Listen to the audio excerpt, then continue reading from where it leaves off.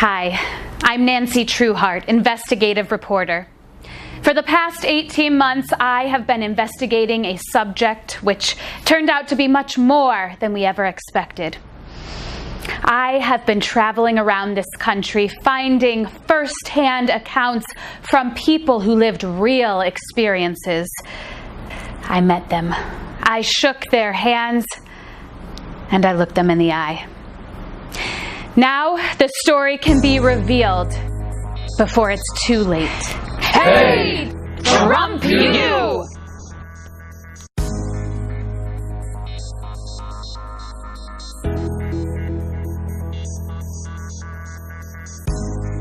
At Trump University, we teach success. That's what it's all about, success. It's going to happen to you. Now, Donald Trump brings his years of experience to the world of business education with the launch of Trump University. Many people said it was about money. Many people thought it was just ego. And maybe, just maybe it was. But I have found a group of people who have a different perspective. And these people spoke about a different Trump University. And now I will present to you the untold, real, honest, huge, behind-the-scene reality of Trump University. It was always about basketball. It was all about basketball? Yeah, it was all about basketball from the very beginning. For 5 years, total that Trump University was open, we had a team. We played in the lunch league, level 5. Lunch league? What's that? The lunch league. Does that stand for League something? of unaffiliated national college and hotels. Lunch. Spelled lunch. Is that a legitimate organization?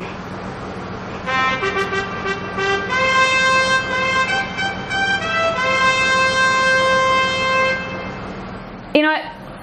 Never mind. Let's not even go there. Let's keep going. I'm glad that you went through that because we were taught at Trump University that the word legitimate doesn't belong in any census. Tell us, how were you recruited to be the coach at Trump University? Mr. Trump, he used to park his limo at the lot that I ran down at 34th and Avenue of the Americas. You know that lot? I'm not familiar with that lot, no. Mr. Trump would come in his limo. He'd come out. We'd talk about the Knicks game. See, and then he knew right there and then that I had that magic.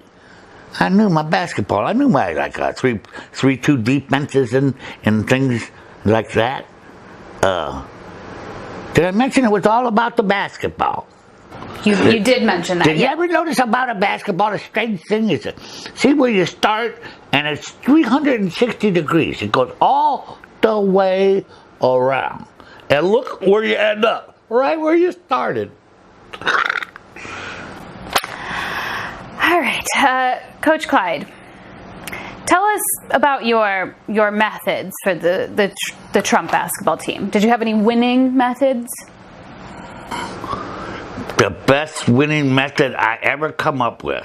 I come up with a few, but the best one I ever come up with, the old malfunction of the scoreboard. So did Mr. Trump ever come to these basketball games? Was he actually there? Well, he was the first year. We didn't do so good that first year. He kind of lost a little enthusiasm. And you didn't do well the first year when Trump was at the games. We just had thrown the guys together. After all, we didn't have, we didn't really. Mr. Trump still charged everybody that played on the team full tuition. So, we got what we got. So, are you on good terms with Mr. Trump, or it sounds like? You mean the chief?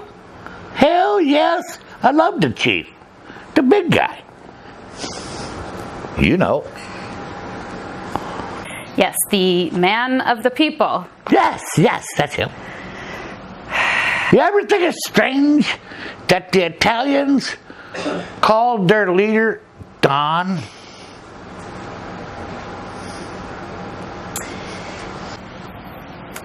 Now, talking about your winning methods, is it true that you used to have your team players foul on purpose? Oh, no, not on purpose. Only when I told them to. There was no purpose to it. I just was pissed off at him and say, hey, go hack that guy up. They'd go out there and put him in an ambulance. You get 5 fouls. 10 players, 50 fouls. Hell, they were lucky to field a team. Can you tell me, how did you recruit your players for your team? Where did you find these players? Nasty temperament. I love negative dispositions. That was the first trait. But they also had to have good credit. Platinum, preferably. Platinum. So did these players take classes as well? Oh, yeah. Absolutely. They took classes pretty much in building maintenance. Most of my team was in the building maintenance classroom most of the time. Okay, Coach Clyde, it's my understanding that you used to teach some classes as well? Yep. I taught some of the favorite classes in the course of all the 5 years that I taught were one was buy low, sell out, the road to success, reverse mortgages. And 2 of my students majored in this, bankruptcy, how it can be your friend. So, in other words, where are you going with all these questions? What you trying to do here? You trying to kind of take Trump University's course just through interviews or something? Is that what you're doing? No, sir. No, I'm trying to get a better understanding of your time as a coach and a teacher at Trump University. Oh, okay. All right. I kind of felt like I started where I ended, and I ended where I started. Did I ever tell you about that? You mentioned that a couple of times. Yes, thank you. Well, there's a whole bunch of things that I could tell you. You could go through life, and you would have to almost pay me for my advice. See, that's kind of the way Don works. Because after all, lady, to tell you the truth, if the bear is hungry, the bear is going to eat. Get it? Yeah. If they wanted raisins, why would they even start with the grapes? Do I need to keep going on with this interview? Whatever. Honestly, I couldn't tell if this guy was drunk or high or just clinically insane. Really. You know, you told me this was going to be a serious, hard-hitting piece, and instead we get this. This. Okay, let's see what else we have. We're here today at the Shade Tree Retirement Village, where we found a W. Claude Clapsaddle, a person who attended the Clown College and played basketball against the Trump University team. Mr. Clapsaddle continues in his clowning career and has a regular gig here calling bingo at the Tuesday afternoon bingo extravaganza. It's lovely to be here.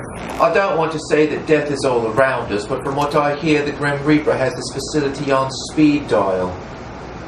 B14. B14. Mr. Clapsaddle, I understand you played basketball against Trump University during your college years? Yes, I remember it well because they were the dirtiest team in the league.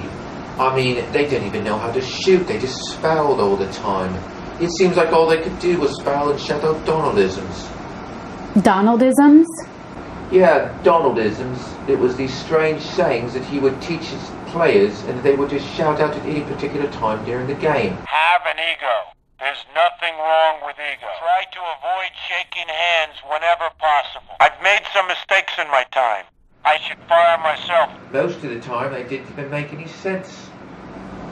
Yeah, we hear a lot of that with Trump. I think their coach was a bit sauced most of the time. Well, he claims he was on medication, but...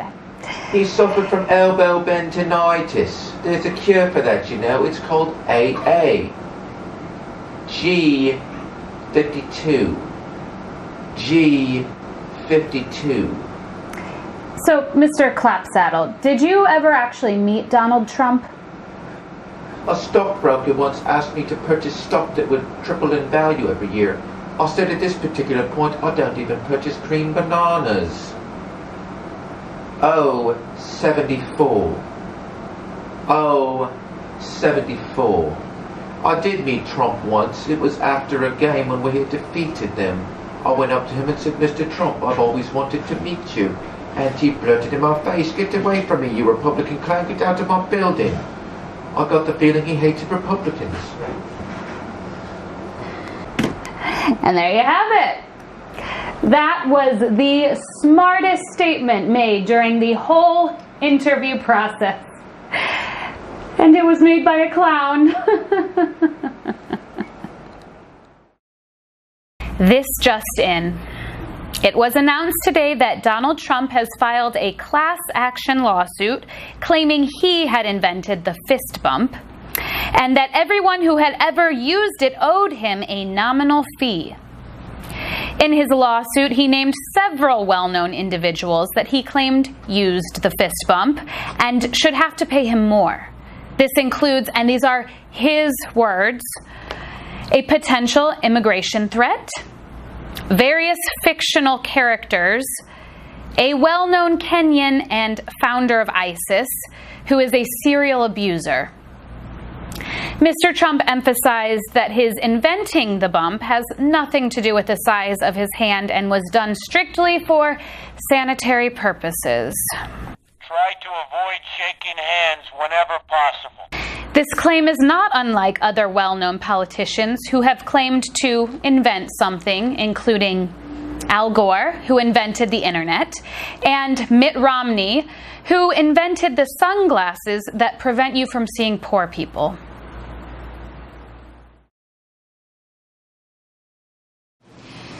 Today we are joined with Jim Plotnick, former vice chairman of press and marketing at Trump University. So, did Trump attend many of these basketball games? Oh, yes. He was at every game. You'd see him sitting up there. He was the guy. He usually had a big bandage on his arm, or he came in on a crutch or a knee brace. There was nothing wrong with him. I mean, the guy's in the peak of health. He's a beautiful guy, great guy. But you know, he always wanted to have a basketball injury, and he never did because he never played. But you know, so we gave him these different crutches and appendages and different things that looked like he had injuries. I mean, that was the easy way, you know, to have an injury. So that's what he did.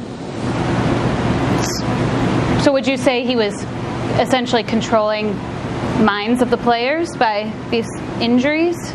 Well, I'd say so. I mean, I wouldn't say what these players had were minds, really.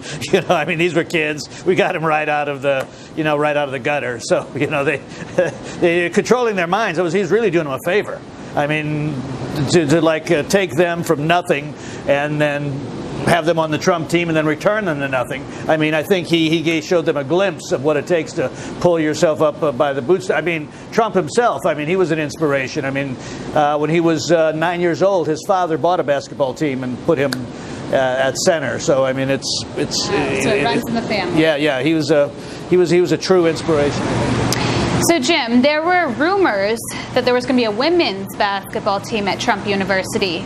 Did that ever take effect? Not really. We tried. I mean, because, if there's one thing Mr. Trump is, it is a supporter of women's rights, women's lefts. I mean, he loves, women. He loves women. You know that. And so he did all he could to have a strong athletic department for women at the university. You know, he'd heard about, well, actually, it wasn't really his choice. It was this Chapter 9 thing. So Trump came right in. If he knew he had to do it, he said, yep, I'm all for Chapter 9, Chapter 10, whatever it takes. But actually, he wanted, of course, in his innovative way, Mr. Trump wanted to take us to 11, one beyond, or two beyond, I guess, Chapter 9. So the cheerleaders of Trump University basketball team were going to be the players of the women's basketball team, Well, maybe some of them, yeah, some of them were. But hey, we were looking for cheerleaders, and if there's, one thing you want in a cheerleader or a women's basketball player, it's looks, it's height, it's legs. That's what you're looking for, and because that's what basketball's all about.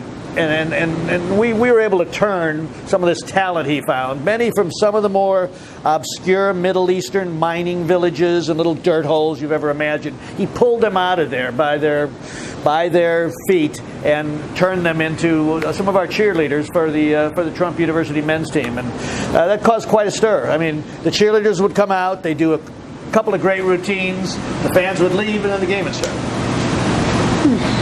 Would you say that you know a lot about basketball? Myself? Well, I mean, he came up with a great idea for defense. We call it the wall.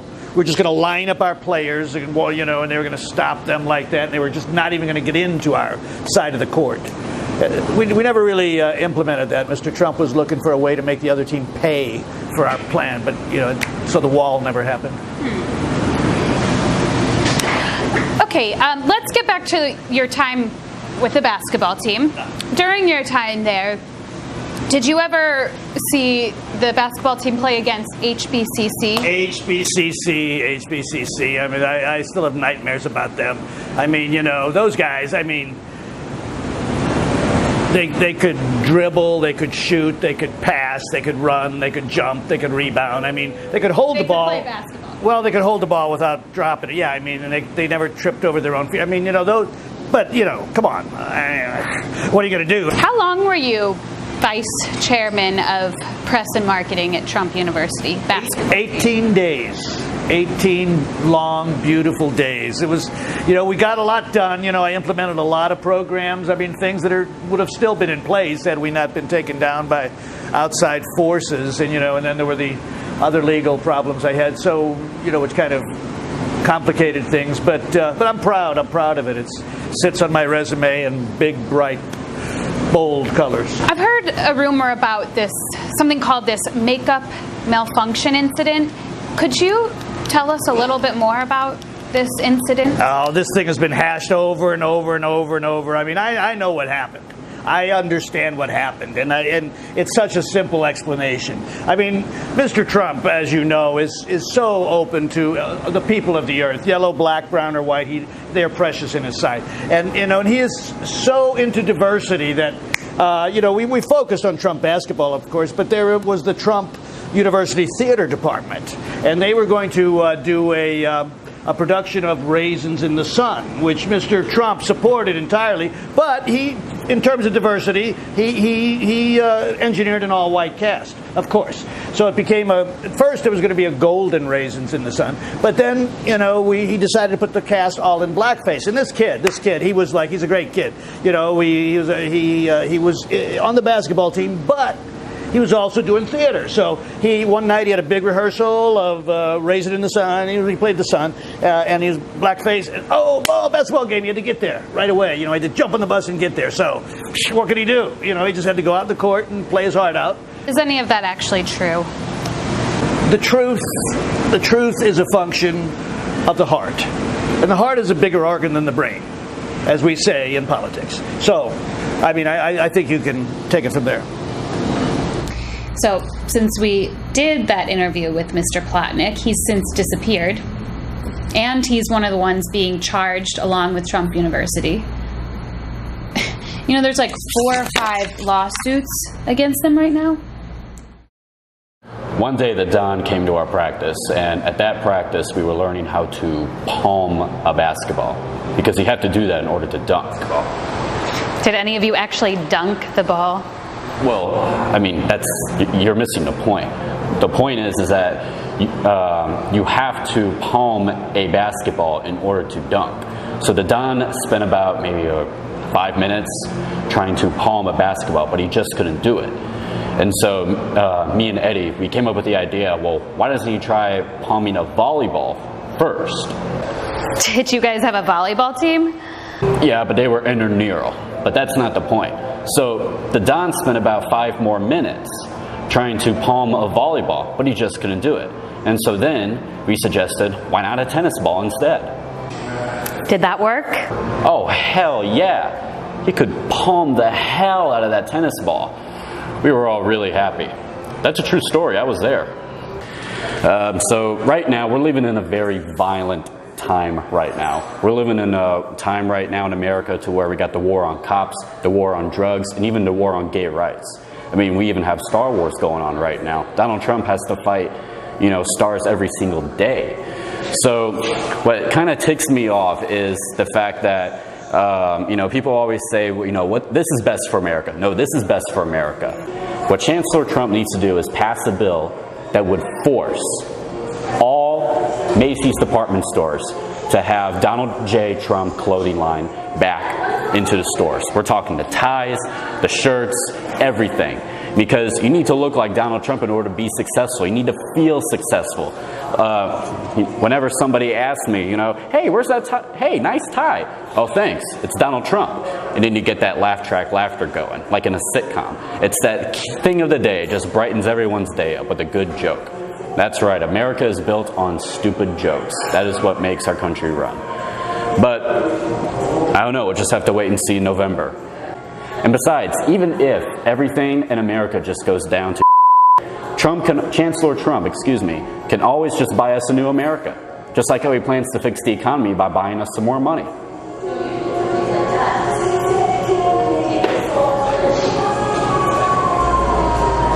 Did you find out what that guy was in jail for? No.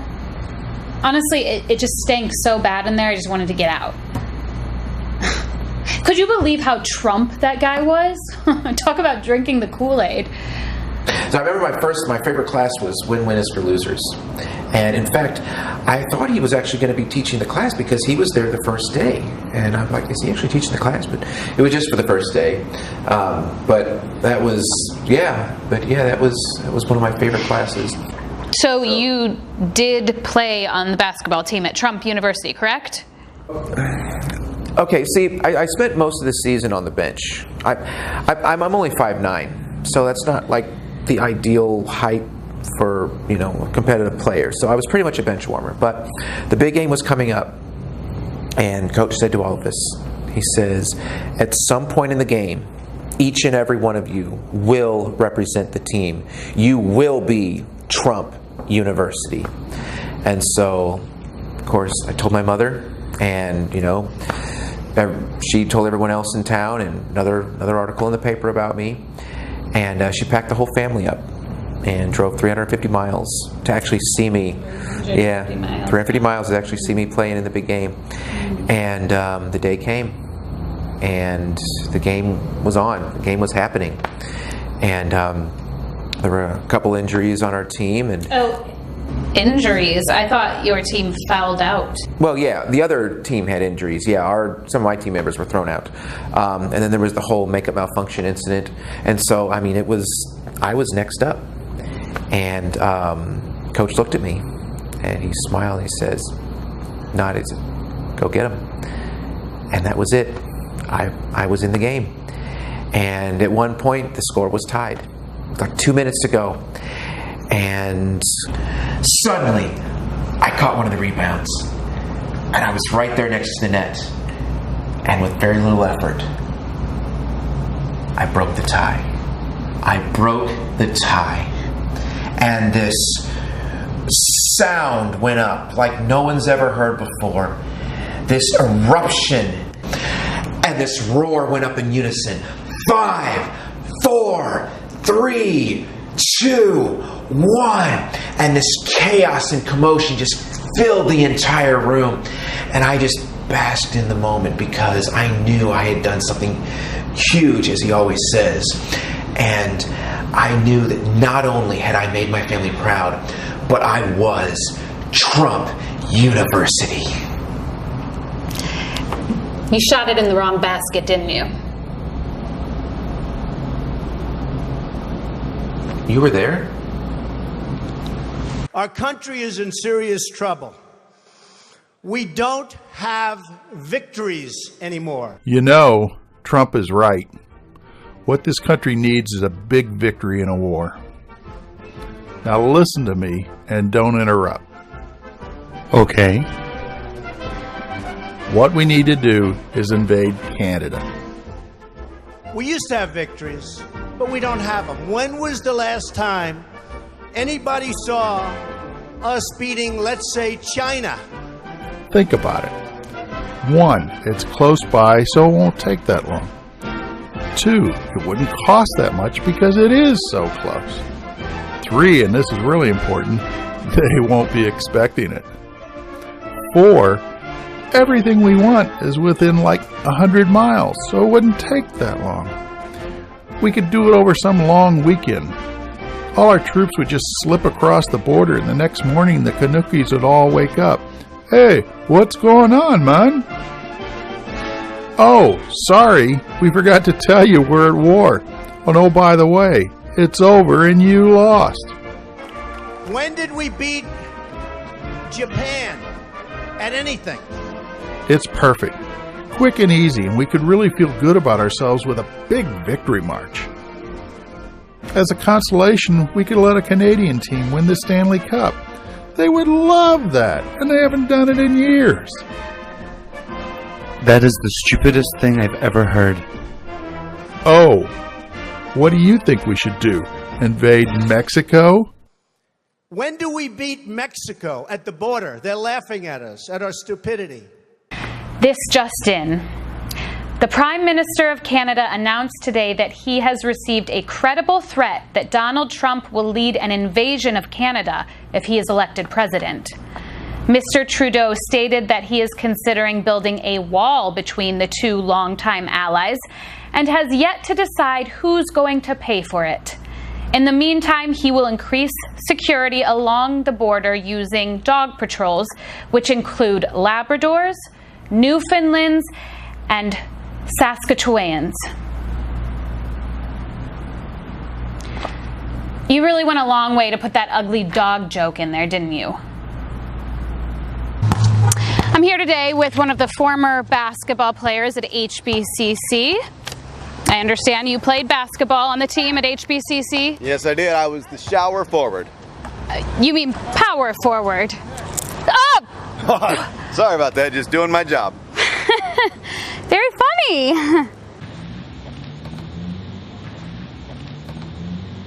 Very funny. So, tell us what you remember about playing at Trump against Trump University. Not much to remember. They lost, and we won. Yeah. Okay. Did you ever lose a game against Trump University? Lose a game? Not even close. How could we lose a game to them? I mean, they got small hands, big mouths, hairs all in their face all the time. Nah, we never lost to them. Though they were always trying to get their team pepped up and fired up and ready to go, talking about, oh, come on guys, let's make this game great again. Let's make basketball great. What? Are you kidding me? Clowns, we're the greatest basketball players ever. Next to our idols, the Harlem guys, you know. Do you have any more interesting stories about a time they might have fouled against you guys, how that panned out? Well, there was a time, you know, whenever we'd play ball together, and we would beat them soundly. They refused to shake our hands. I don't know why. Everybody else on the court gives us high fives, shake hands, congratulate, but they were just mad powders. I don't know. Maybe their hands were too small. I'm not sure.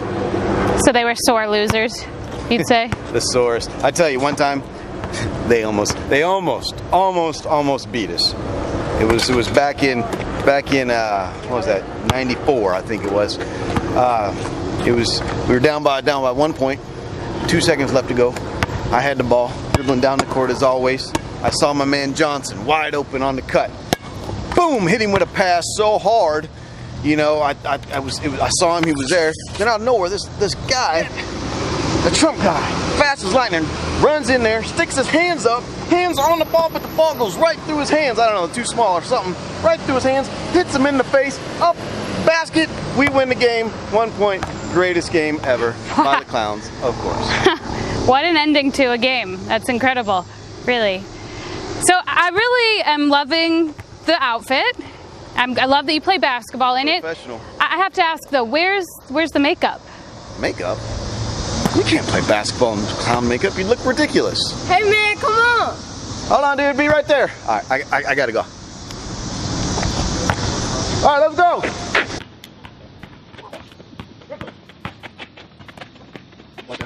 All right. Why didn't someone tell me that idiot was in that shot? Are you actually going to use that? Don't we have other shots we can use? You know, how am I supposed to be taken as a professional when I have a clown in the background ruining my shot? I'll be right back. I gotta go pee.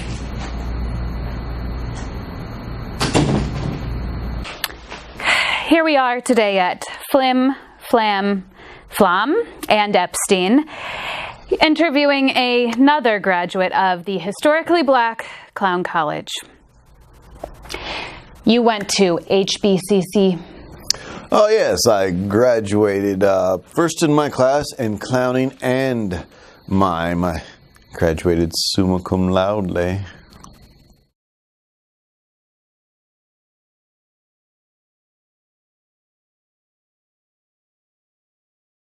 As you can see, I've lost my mime skills. You know, if you don't use it, you lose it.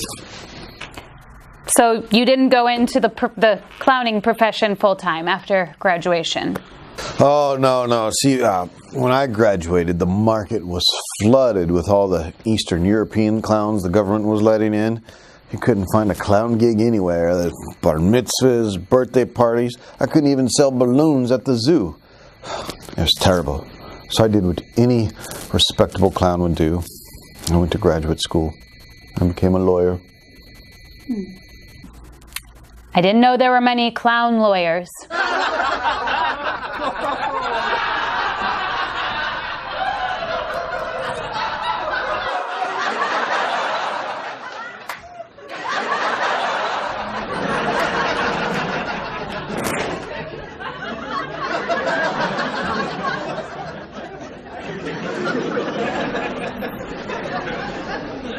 Can you read the question? I said I wasn't aware. Oh, I heard what you said. I was just taking time to formulate the appropriate response. The law is full of clowns. Just some aren't brave enough to wear the makeup.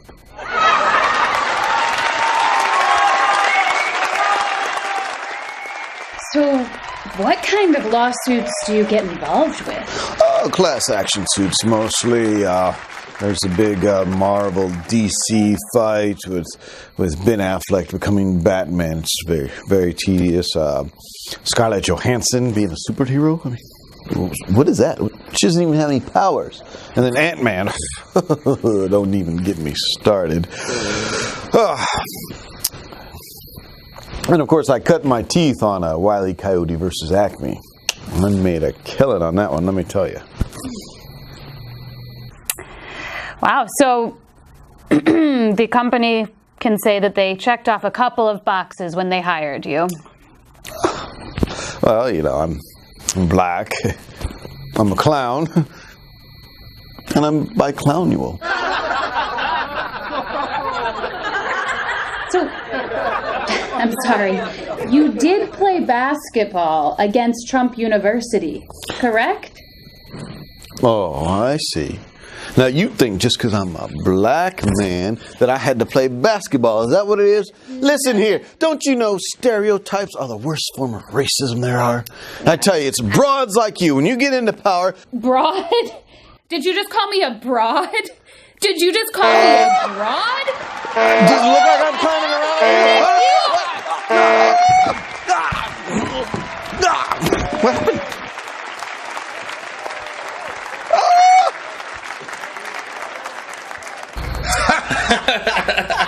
You're not showing that stupid clown attorney interview, are you? You know, you told me you weren't going to use this because the guy didn't even play basketball. Right, but the way you rip into the clown is something special. And we even added a laugh track. It's great. You added a laugh track? Are you serious? And some other special clown sound effects. Oh my god. Don't worry. We won't use it in the final.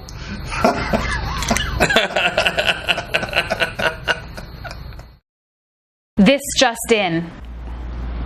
In what would be a bizarre turn of events for most political campaigns, but is par for the course of the Trump campaign, the organization released a new ad about immigration policy today, and then immediately took it down. Fortunately, we were able to capture the ad, and we'll show it to you right now. All right, we'll give some land to the niggers and the chinks, but we don't want the Irish. The Trump campaign explained that this ad had been one of several that they had been working on and wasn't supposed to be released to the public. A campaign spokesman is quoted as saying, "Obviously, we would never have meant to release this ad. Mr. Trump has many Irish and Irish American friends and supporters, and in the final version of this ad, it was to say Arabs, not Irish." During my investigation, one incident keeps coming up over and over again, but no one wants to talk about it. They keep referring to it as the makeup malfunction incident. We are here at the very nice suburban house of Mr. Winston T. Foxworthy, who played at Trump University and has agreed to talk to us today about this mysterious incident. Roll. Thank you so much for meeting with us today, Mr. Foxworthy. I thought we weren't going to use my real name. I thought we were going to go by Mr. X. Well, people we've already interviewed know your name and have used it, so it doesn't really make sense to keep it secret any longer. Well, as long as you pay me. Yeah, well, we can't really talk about that on camera. We're going to cut that, right? Oh, yeah, we're going to cut that. Mr. Foxworthy, tell us about your time at Trump University. Trump University was the best period of my life, bar none. The best year of my life, to be more clear about that. You see, I come from a small town where it was just nice to finally have Mr. Trump, the coach, all the players just supporting me, and to be taking on that Trump name. It felt right. I believe that, this was my stepping stone to the NBA. This is where I was finally going to make the big time. With Mr. Donald Trump behind me and by my side, I could do anything. I was going to prove it against anybody. This was going to be my time. The sky wasn't even a limit. I was going to push past whatever barrier that came right at me. During my investigation, this makeup malfunction keeps coming up over and over again. It's very popular. Everyone keeps mentioning it. And I believe that you had a lot to do with that. Can you tell us a little bit more about that incident? Could you ask that question again? Makeup malfunction.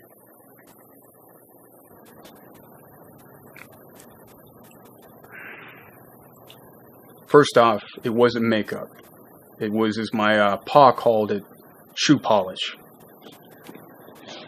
I would, before each game, I would go off into a room by myself, one without any mirrors.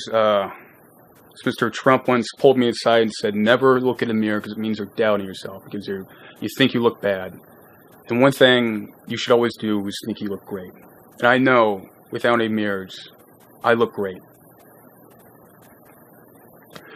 And so, what I'd do before each game was I would, like a baseball or football player, I don't know really why they do this, they would take swipes, is what I called shoe polish, that's what my pa called them, and put them underneath their eyes. And I would do the same. But this game, we were going up against the HBCC. You know the HBCC, correct? Okay. And so I decided to goblet in my hands. I was going to make the biggest warrior face that I could make. And so I smeared it across my forehead, my cheeks, my chin, over my nose, my ears. And I knew I was going to give these people, these HBCC so-called great basketball players, really something. I was going to show them my warrior face. And so I finished up there. I finished applying my warrior face, and I put my white towel over my head. I always did that. I felt it kept me cool during the pregame. Then we were out there, and I was sitting on the bench, and they finally they were calling over names out, and it finally got to me. And they called my name, and I stepped out into the court, and I took off my towel. And not many people really appreciated my appearance. So, let me get this straight. You were going to play the game in blackface. Warrior face. I was putting shoe polish on my face. That cannot be misconstrued as blackface. It was warrior face. I believe, and correct me if I'm wrong, you guys forfeited that game. It was a strategic retreat. Yeah. No, I have a piece of a video that I would like to show you, and I want you to watch it. And then I have something very important to ask you. Wait, a video? What? We had a case where we had an African-American guy who was a fan of mine. Great fan, great guy. In fact, I want to find out what's going on with him. You know what I'm... look at my African-American over here. Look at him. Are you the greatest? Do you know what I'm talking about? Okay. Mr. Foxworthy, is there something you'd like to admit? Donald Trump's a hell of a candidate? Not about Donald Trump. Is there something you'd like to admit about the one African-American supporter? Admit what? That's a handsome-looking black man you pulled out the audience? I'm just going to say it then. That was you dressed in blackface as the one African-American supporter. Is it not? Just admit to the cameras. Have some dignity. Listen, it wasn't blackface. I was in character. Okay? Lady, I clearly did make it to the NBA. It was the best paying job I've had in years. It was not blackface. There you have it. The Trump campaign employs a white guy to dress in blackface. In character. And appears at rallies. There you have it. This is it. This is the big story. The Trump campaign hires a white guy to show up at their campaigns dressed in blackface. That's it. Listen, we can't use it. It's too political.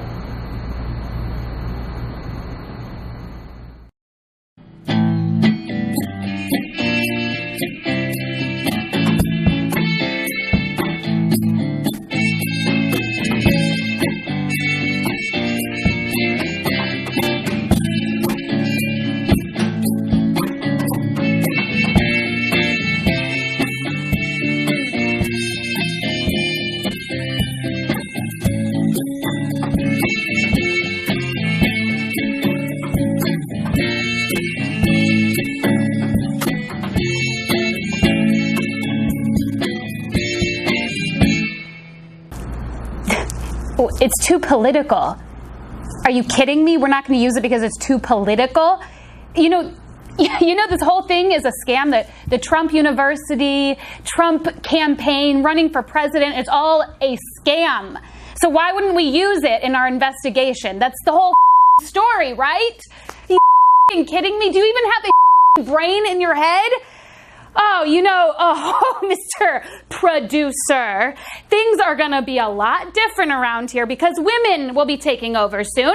And, you're probably not going to have a job. So you can take this investigation, you'll put it in there, it's not too political, and then you can shove this piece of up your f**king you. It made it look like the white guy was on my side. If we bring a little joy into your humdrum lives, it makes us feel as though our hard work ain't been in vain for nothing.